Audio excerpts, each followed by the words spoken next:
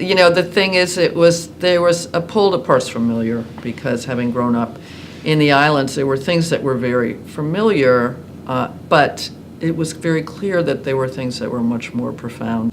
And there was just this underlying sense that things were going to change, and I knew that I had to get in there before that happened. And, you know, it did. It felt like it was on this precipice of change, and certainly having seen those kinds of changes happen growing up in the Virgin Islands, I was keenly attuned to that, and in fact, that was specifically what I was looking for in going there, was to see if in fact I could find a place before that happened. And sure enough, that's what I found, and I think that was, and yet more.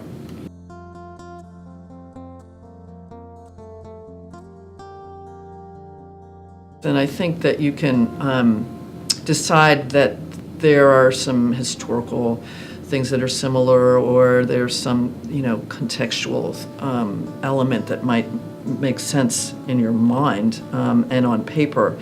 But then you get on the ground, and you know, you have to be able to have some kind of emotional response or instinctive or intuitive reaction to a place, and if it's not happening, you can't really force it. For that kind of work,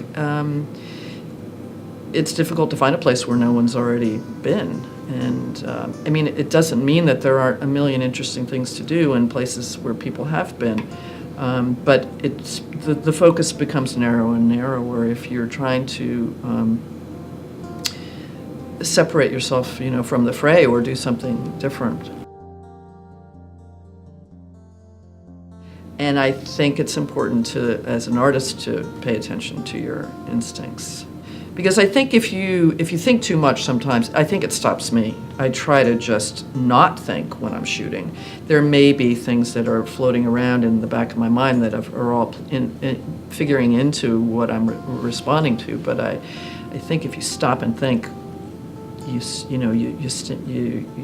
hesitate, and then it's lost, you know.